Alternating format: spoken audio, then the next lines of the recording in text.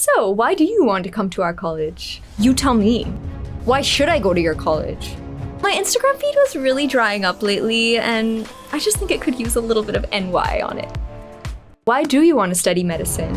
I'd love to have doctor before my name. And why do you want to study journalism? I love the goss. Do you know how quickly I could spread rumors about anyone in high school? Ugh, I just want to know what the buzz is all the time. And if there isn't any, then I make some. Thought-provoking. And where do you see yourself in 10 years? At the top of the food chain. I report to no one.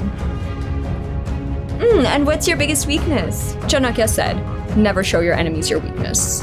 So none.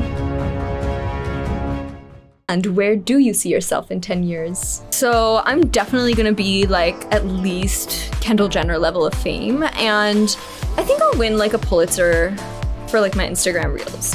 They're like really good. Have you seen them? Oh my god, let me show you. Let me just check it out. So what is your biggest weakness? I think it's that I cry really easily.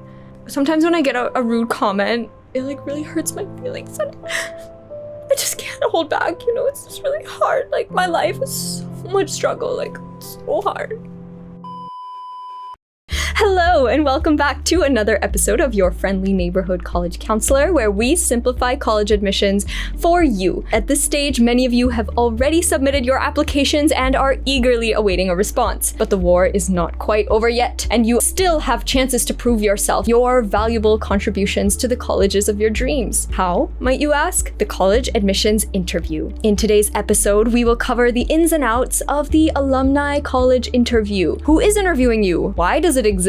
And what do colleges use the information in the interview for? Let's dive in. But before we do, be sure to hit subscribe to catch all the latest episodes of your friendly neighborhood college counselor. So, how important is the interview? Now, the interview is but one piece of the puzzle in the holistic college admissions process. It is rarely the deciding factor in whether the college will accept you or not, but it gives a representative from the college a chance to get to know you better. It is designed to help admissions officers go beyond the statistical information in your application to discover more intangible qualities of an applicant. The interview serves as a mechanism to add dimension to an applicant's file and provide insight into the applicant's passions and personal qualities. See, most of the candidates are academically qualified, so they often distinguish between candidates by placing emphasis on personal qualities and how applicants' talents will add to their college community. The college interview gives you a chance to, number one, show your interest in the college. Number two, share information about yourself beyond what's listed on your transcript and even in your application. Number three, bring up anything in your record that you'd like to explain, perhaps a temporary drop in grades. Number four, discuss your goals and the reasons you want to attend that college. And finally, number five, ask questions about the college. Remember, this is also an opportunity for you to learn more insider information about a university from a student who's actually lived it. Use this as a way for you to assess your fit as well. I've put a few potential interview questions on the screen. As you're preparing answers to these various questions, make sure that you create a memorable impression on your interviewer that really compels them to advocate for you in the report that they draw up about you.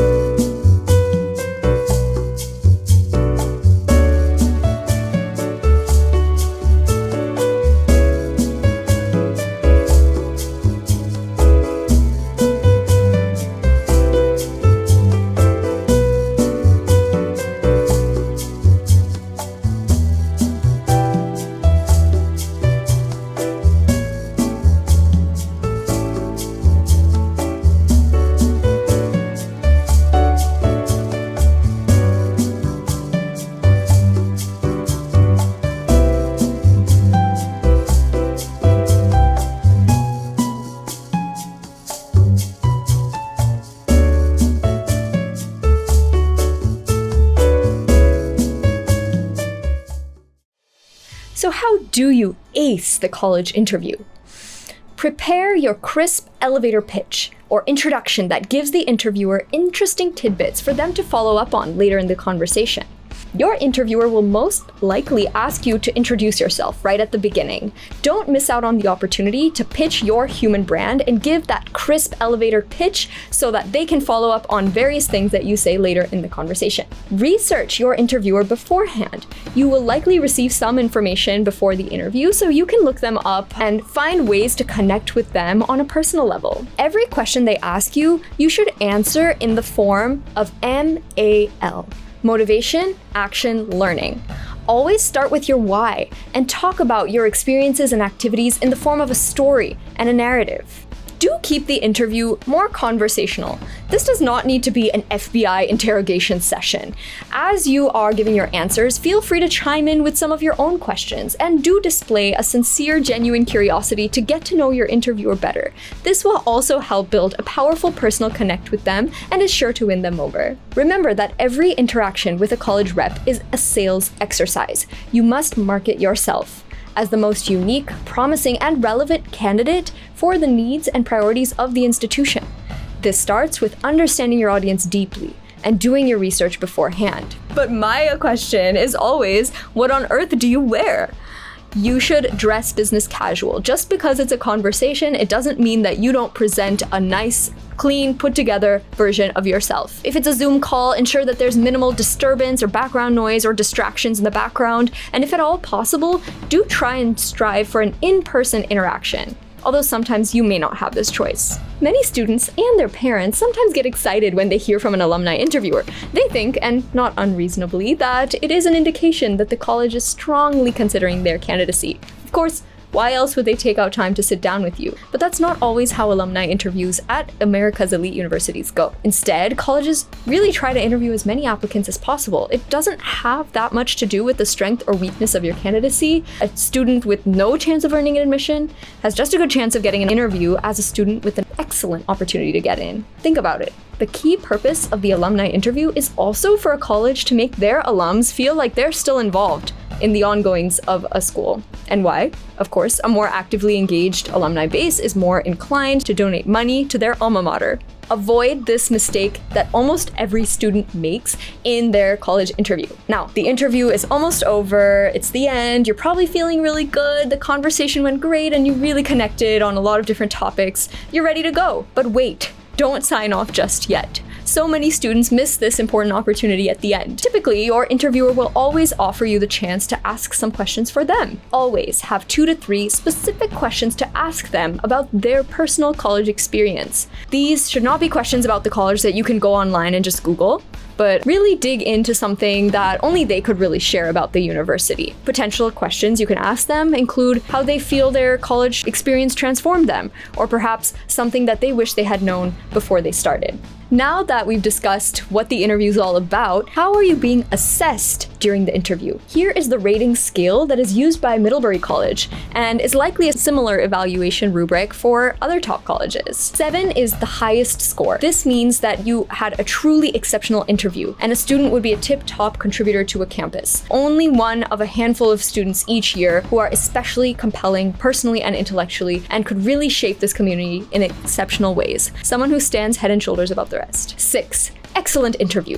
Student is clearly above and beyond our routine interviewees, offers ingredients to campus that would have a definite impact on others and the quality of the institution. Someone who would be known on campus and be a source of campus pride. A memorable individual. 5. Very solid interview with qualities that show that the student has fulfilled more than our standard expectations, carries the conversation in interesting ways, turns the interview into an asset to his or her candidacy, goes beyond merely responding to questions, showing either insight, depth, passion, reflection, wisdom, curiosity, or initiative. Someone we'd be happy to have on campus. 4. Standard interview. Student would be a welcome presence on campus and a pleasant addition, but interview was nothing particularly out of the ordinary. Student would be a solid citizen, but no standout qualities are apparent. Appears to be a fairly typical of many of our applicants. A pleasant interview. 3. Below average interview. Student might contribute to campus in one sector or another, but overall falls below our average student. While not representative of our average profile, the student is still academically engaged and/or community-oriented. 2. Poor interview. Student is unlikely to add much to campus. Interview was clearly underwhelming. Student does not demonstrate a sufficient positive contribution to the vitality, depth, or breadth of the Middlebury community, either personally or intellectually. Interview memorable, mostly for its lack of appeal. And 1. Bad interview. Student did not demonstrate any reason to admit. Interview was a clear liability to his or her candidacy. Student is not a contender for our pool. Intellectual or personal qualities are lacking in obvious ways, obvious enough to seriously affect the committee's assessment of the student's candidacy here. The best way to learn how to really ace the interview is to look at examples of reports from interviewers for students who both absolutely killed it in the interview and for those who left much to be desired. Here's the report of a student who truly shone in the interview.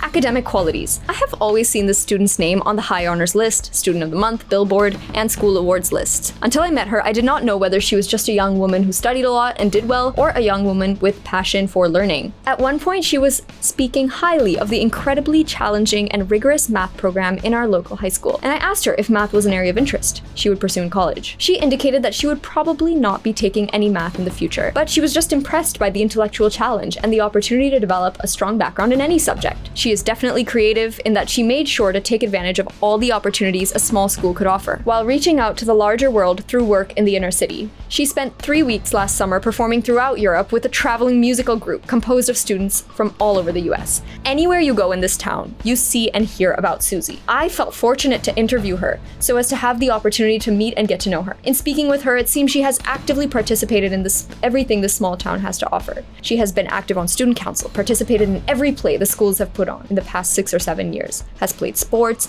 plays the flute, is active in her church youth group, putting together the yearbook. She is particularly fond of playing the flute and has played in regional and national groups. She said that she definitely hopes to continue playing in college. She has been extremely involved, both at the summer camp and throughout the year. She has also worked steadily at places like Subway and CVS, which she fits in between her studies and all her activities. I mentioned that I was a big sister at Middlebury, and she was excited to hear that the college gets involved in the community itself. Final notes? Frankly, if this student does not get into Middlebury, no one in this town will ever think it is remotely possible to get in there, because she's the best and the brightest student to ever come along and has been such a leader. Overall rating, 7. Now let's take a look at a less than impressive interview evaluation. Jay seemed like a nice guy, but did not give off that intellectual curiosity vibe that seems to resonate in most Middlebury students. He's interested in environmental science and Chinese, but seems to be all over the place. To me, he seems as though he'd be a perfect candidate for a gap year. Yikes. Not particularly mature, not particularly engaging intellectually, enjoys martial arts and reading, no particular interest in being a leader in the group, but he did ask how difficult it would be to start a group on campus. He doesn't strike me as the type of person who would actually follow through on his desire to start a group on campus. Jay has lived in China and France. He speaks fluent Chinese and French. He spent his junior year on a school year abroad program in China. I liked his interest in all international things and his drive to get abroad at such a young age. He'd be interested in taking Arabic and Japanese at Middlebury and possibly spending his junior year in China or at an Arabic school in Egypt. Jay places Middlebury as number 2 on his list of schools, behind UNC Chapel Hill. Remarkably, I think he'd fade into the student population at Middlebury, hence his desire to study on a larger campus. He didn't say in particular why he wanted to come to Middlebury. He clearly has not done enough research. Couldn't remember if he interviewed at Middlebury, but he did do a tour with a student who was studying at the language schools last summer. Overall rating, 2. So while reading this report, I want to draw our attention to the specific focus on intellectual curiosity and vitality. You see how both interviewers were really noting that students' ability to deal and grapple with really rigorous academics, and they are also looking for students who are going to shine on campus, who are really going to make their mark, and who are going to stand out among the sea of students as opposed to just fading into the background. The second student here really did not give anything that outstanding or stellar to offer, at least in the interview, which is why he did not receive such a good score. Another very important point to remember is that you should be really excited to go to this university. If you're interviewing there, you really don't want to indicate that it's your second, third, last choice, right? You want to demonstrate true enthusiasm because ultimately colleges do want to protect their yield at the end of the day. If they accept you, they want to know that you will have a high probability of matriculating in the fall. So make sure you do your background research and have a really solid answer for the question, why us? In their evaluation rubric, Middlebury specifically indicated the qualities, those personal characteristics that they are looking for. You'll see that they said that they are looking for either insight, depth, passion, reflection, wisdom, curiosity, or initiative, someone they'd be happy to have on campus. So as you're answering each and every question, ensure you're infusing your answers with these positive qualities and demonstrate that these are sort of traits that you have already exhibited through your past activities and how you've harnessed those activities as launch pads for further personal growth and development. That's all for today's episode of Your Friendly Neighborhood College Counselor. Get out there, do your research, prepare, and don't psych yourself out too much. The interview, as I mentioned, is just one piece of the puzzle. Good luck with everything. Do be sure to hit subscribe, like this video, and share it with any of your friends who applied to college this year.